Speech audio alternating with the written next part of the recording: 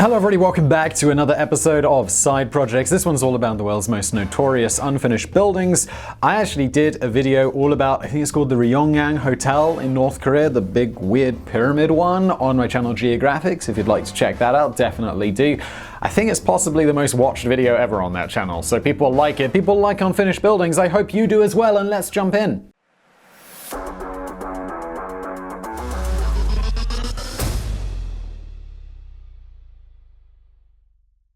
The way that the history of world architecture is often told is one of great achievements, toppled only by time. Of the seven wonders of the ancient world, only the Great Pyramid of Giza now remains. The others are only available to modern people in the second-hand accounts of writings and art. We consider these and other wonders lost to time, whether by the rise and fall of empires or just the wear of ages, war and accidents. This makes us appreciate the architectural masterpieces that have stayed standing through such events all the more culturally appreciable, as relics of history, art, or simply living. Architecture captures the imagination as buildings a testament not only to the architect's imagination, but the labor of workers, craftspeople, and engineers to raise stone, marble, and many other materials into the sky. The destruction of these buildings always feels like a deep loss, a tragedy for the cultures that built them. But what of the other ways that buildings can be lost to time? Lack of funds, disrupted construction, majestic blueprints left to exist forever in the imagination. Well, the truth is, many masterpieces of architecture have struggled to leave the design phase or have been lost in the various stages of production. In fact, there are many buildings famous for their differing, unfinished states of completion. The reasons for this infamy vary from building to building, but these skeletons of buildings also tell a tale of human ambition through time, the eagerness of the mind's eye, and the struggle to make vision a reality.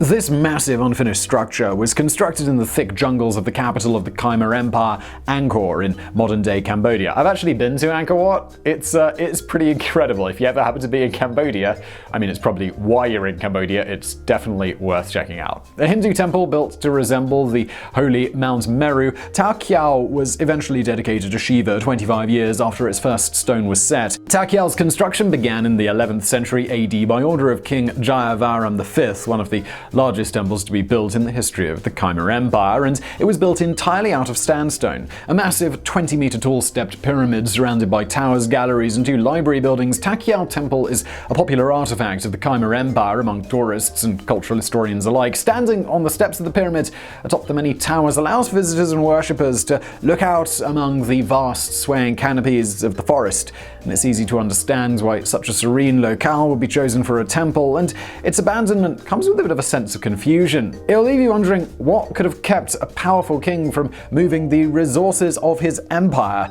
to finish construction on the building. Although exact reasons for its unfinished nature are unknown, there are inscriptions which describe a strange accident, lightning striking the temple during construction. Taken as a bad omen of the god's displeasure at the temple, this lightning strike has remained the most popular explanation for Ta Kiao's lack of completion. Although the majority of the pyramids and surrounding towers were completed, the inscriptions and dedications were not, an accident which renders Ta Kiao's large walls blank, austere, and visually abandoned. However, despite being unfinished, Ta Kiao remained a site of prayer until around the 3rd century and didn't completely become abandoned until the 16th.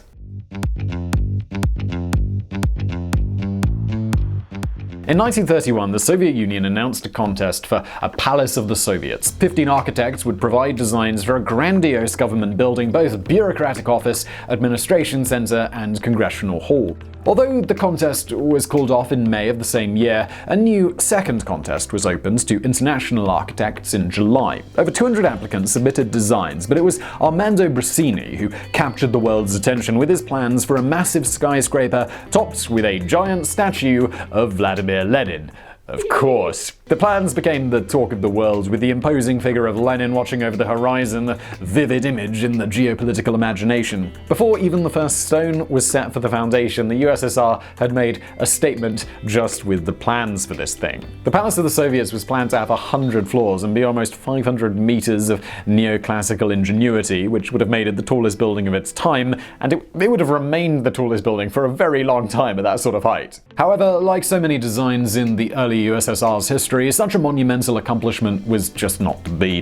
While construction began in 1937, it was cut short by Nazi Germany's invasion of the USSR in 1941. Soon after, the tons of steel beams already set for its frame were dismantled to be used in the war effort to build infrastructure and to be forged into weapons for Russia's defense. Resources remained scarce in the war and post-war years, and reconstruction just never came. Today, the site of what would have been the Temple of Communist Russia stands as Moscow's largest outdoor swimming pool. In the end, the Palace of the Soviets had barely even gotten past the design phase, but its legacy exists in the demolition of the Cathedral of Christ the Savior, ordered by Stalin once blueprints had been drawn up. The mere spectre of this huge, still face of Lenin overlooking both the Kremlin and Moscow River haunted those 20th century nations who already felt threatened by the Russian Revolution and the rise of communism in Eastern Europe.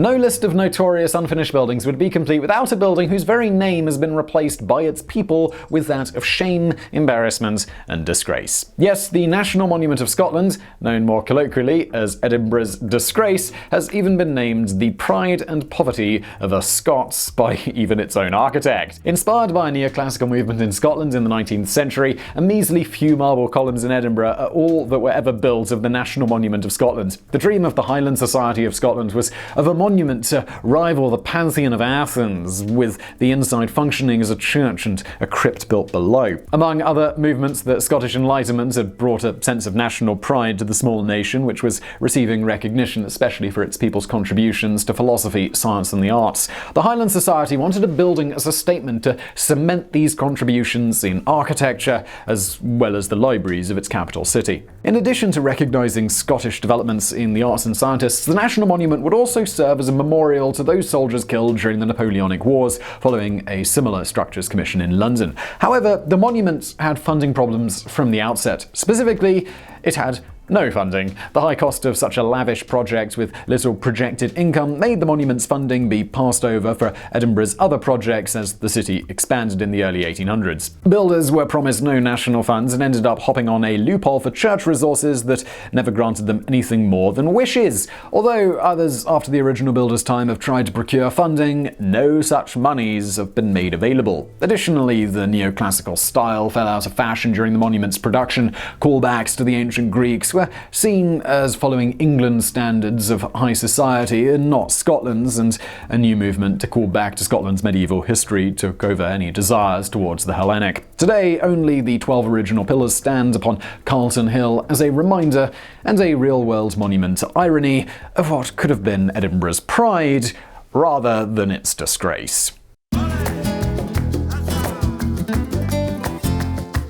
This leads us to our first pick, the world's most notorious unfinished building, La Sagrada Familia. Located in Barcelona, Spain, this Roman Catholic basilica has been in construction since March 1882. Meant to symbolize the coming together of natural and divine beauty, La Sagrada Familia's curved arches rise into the high ceiling like tree trunks into a canopy of windows that filter light onto churchgoers during Mass and prayer. La Sagrada Familia's architect, Antonio Gaudi, was more than aware that the construction of the city block-sized cathedral would not be finished in his lifetime. He left intensive drawings, sketches, and plans for the nave, 18 towers, crypt, and every other facet of this extraordinary piece of human ingenuity.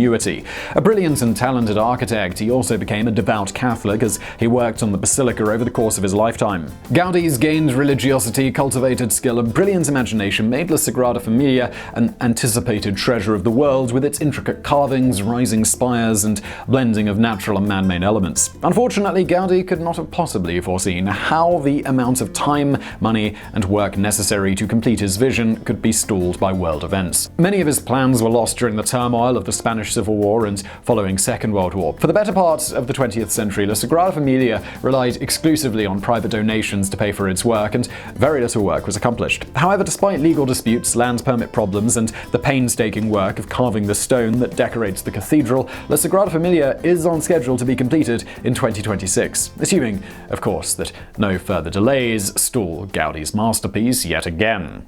Whether due to funding, cultural changes, or unforeseen events, many of humanity's most incredible architectural projects have been left unfinished. The question with each of these wonders remains, to what effort do contemporary architects and engineers take to make these buildings a reality? In the case of La Sagrada Familia, plans of the original builder do remain. Finishing construction can be argued to be an authentic representation of the original designer's plans. However, the will and want to complete these unfinished buildings is not always present, and these notorious works in progress will forever stand as evidence that not all blueprints translate to the physical world.